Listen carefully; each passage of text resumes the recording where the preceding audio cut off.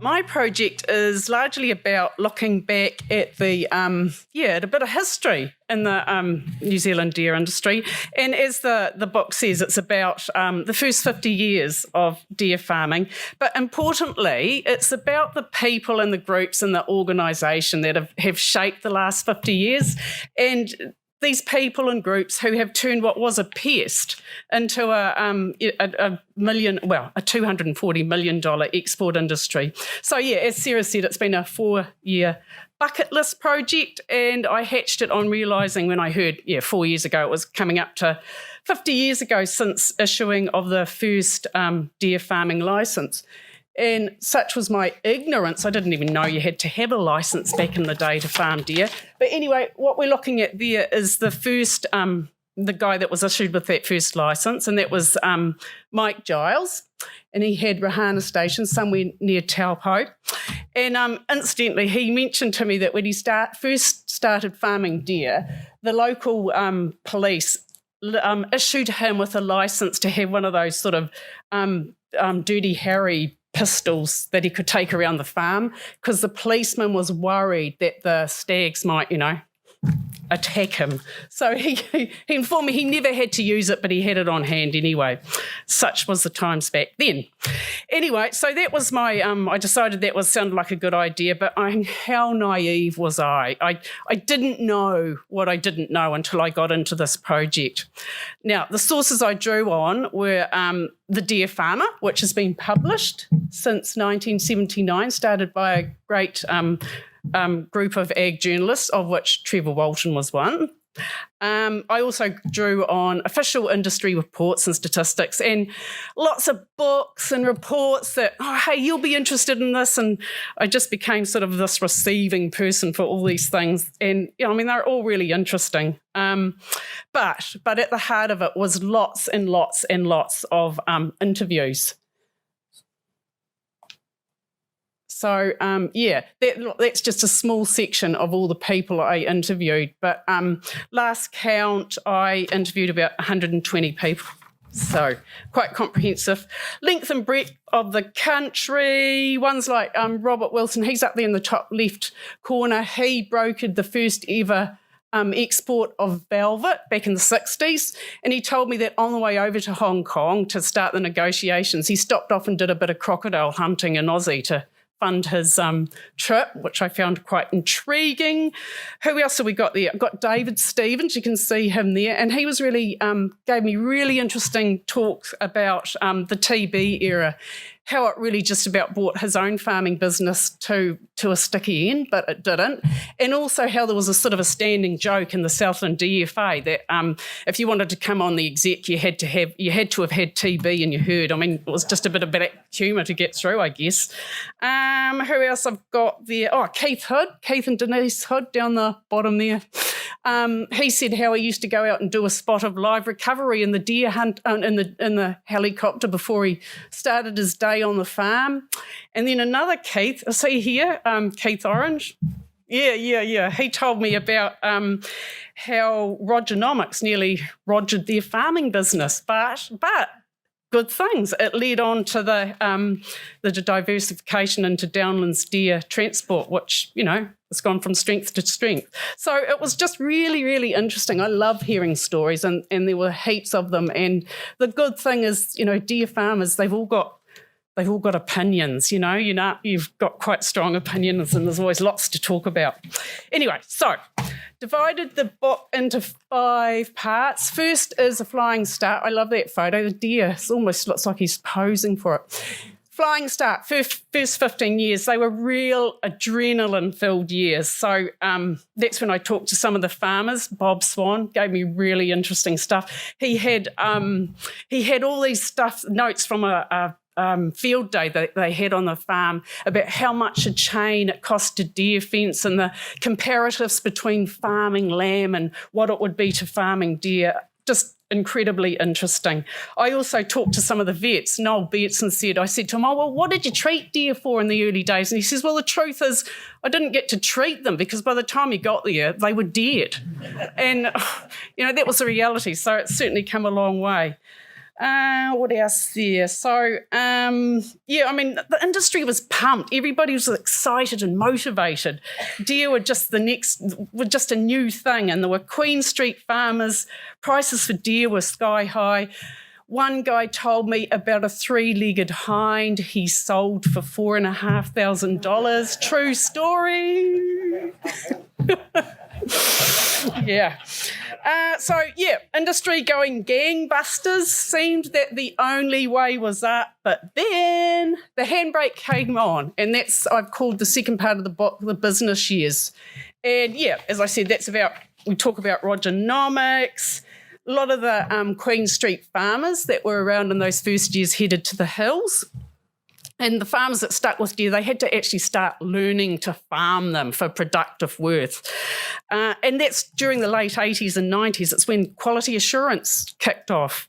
And then beyond the farm gate, there was a lot of talk about how to differentiate and actually market farmed venison to the world. And that led to Savannah. And I was just saying to Innes before, it would have to be the first example of an Appalachian program for a red meat. So, you guys, you've been trailblazers, thought leaders, all of those things. And I don't think we give ourselves enough credit for that. Now, what did we move to next? Oh, the big time. Yeah, this is when things got a wee bit, tense at times. There was a lot of rapid growth in the industry, and there was a lot of reshuffling and ructions, and I'd have to say bit of argy-bargy, especially in that venison processing sector. Some of the early companies, they exited. It was just too much for them.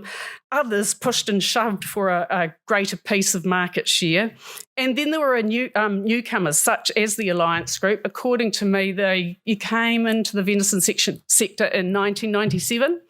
And just before that, Mountain River, they also came within the venison processing sector. So, really exciting.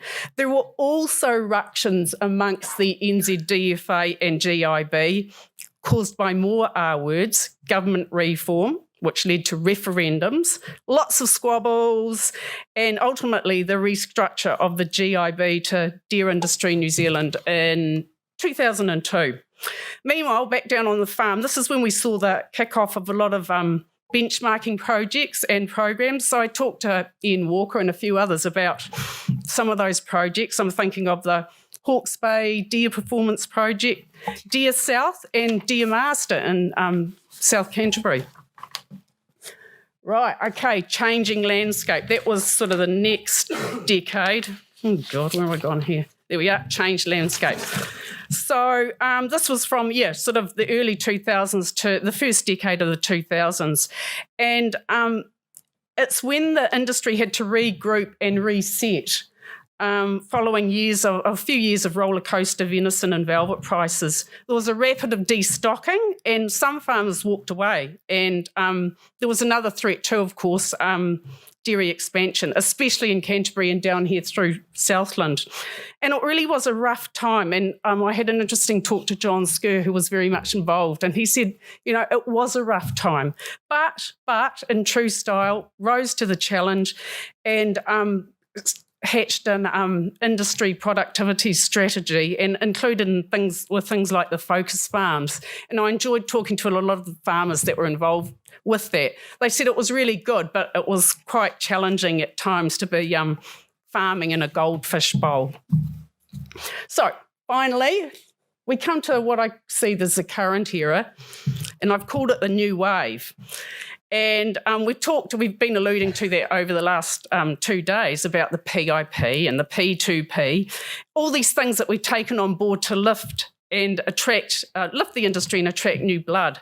So, advanced parties, next generation. Now, there's another thing. I noticed that Beef and Lamb, now they've started next generation programs. I mean, that's 7 years after we did it. So, anyway, copying is the greatest form of flattery.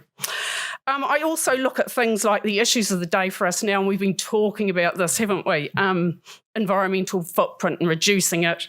And I also look at some new innovations such as deer milking. I mean, who would have thought we would ever be cupping up hinds and milking them? Amazing.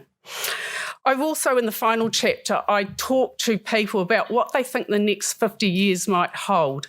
So there's a range of views there, all very interesting and all something that we can, ponder on. So that's been a really quick gallop through the book. I really want to thank the people who've helped me along the way. Trevor Walton, you've been great. I mean, Trevor's depth of knowledge and his insightfulness, you only have to look back through old copies of The Deer Farmer. Just amazing. And also Phil Stewart, thank you. You've been really helpful with information, and both Trevor and Phil have critiqued parts of the book, and that's been very helpful as well. I want to finally thank the sponsors. Number one, NZDFA. Thank you for supporting me in this. Learning about the NZDFA and some of the characters that have been involved over the years has been just great. PGG Rights and Velvet. You've been there since day one, and that whole Velvet story I've covered in several chapters because there's quite a bit to the story of Velvet and how it's evolved over the years. So thank you, Tony, for coming on board. Mountain River Venison, thank you. And also to the Alliance Group, First Light and Provalco. So, three things I want you to remember. I want you to buy the book. Look, it's a good book, good yarns. You'll like it. I've tried to, it's got the history, but I've really tried to weave in the stories. So I think it's quite readable. You can read it right through, or you can just dip into bits of it. Suit yourself. Just read it. But then you're going to say, well, where's the book? Well, here's the thing, supply chain issues, okay? It's affecting you guys in the market, and unfortunately it's affected me as well. And I don't think it'll be here at the end of September. So in the meantime, look out for advertising. I'll be advertising it through the main Deer channels. I've also got order forms here, so if you want one of them, you can fill that out. And I'll just be keeping you in touch about when I expect it to be here. So order it, buy it, enjoy it, and that's it. Thank you. You'll be dismissed now. Hope you enjoyed the night, and thanks for taking the time to listen.